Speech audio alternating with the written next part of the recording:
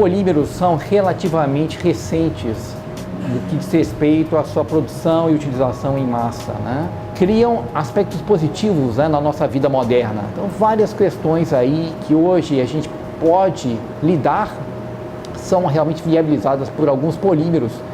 Eu até poderia dar como exemplo embalagens para alimentos, né?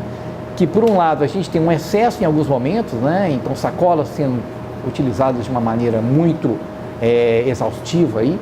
Por outro lado, a gente precisa de algumas embalagens para proteger alimentos, para permitir que eles sejam comercializados, transportados. O que a gente faz aqui no laboratório, né, dentre outras coisas, é justamente procurar disponibilizar para a sociedade, né, para a população, polímeros que tenham uma situação de maior conforto em termos da sua utilização.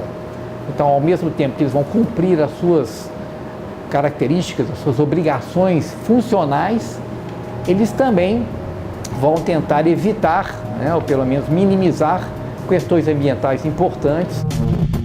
O que nós temos feito aqui, ou já fizemos, por exemplo, envolvia a questão de aperfeiçoar essa reciclagem, porque uma das questões mais importantes envolvendo essa reciclagem em polímeros é que quando a gente recicla várias vezes um produto polimérico, há uma tendência de redução de algumas propriedades. Então há perdas de propriedades, isso acaba comprometendo de poder, de uma maneira mais extensa, utilizar essa ideia da reciclagem. E o que a gente fez aqui, num trabalho aí anterior, foi buscar recuperar essas propriedades. Eu estou reciclando o polímero várias vezes e em um certo momento eu adiciono nesse polímero um outro componente. E aí, no caso, a gente usou um componente nanométrico, um nanocomponente, para que ele conseguisse, né, recuperar alguma das propriedades iniciais dos materiais. Sempre dei um foco assim, na pesquisa para desenvolvimento de materiais biodegradáveis.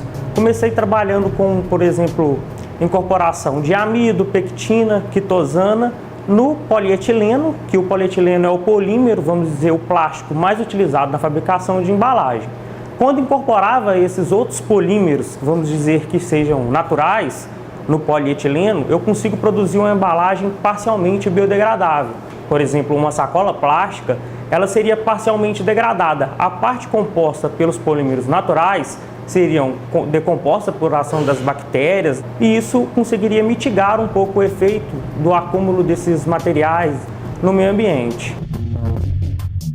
No posterior mestrado, eu comecei a trabalhar com reaproveitamento de resíduos do pescado para incorporar no polietileno no lugar dos polímeros naturais. Eu substituí a utilização do amido no polietileno pela incorporação de colágeno e hidroxapatita.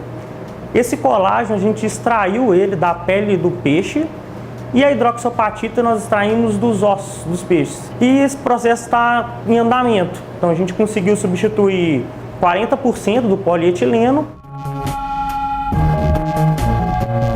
A espuma, ela foi desenvolvida à base de reagentes de origem vegetal, de origem natural, e é um material com características, propriedades adequadas para absorver contaminantes orgânicos em meios aquosos e em alimentos.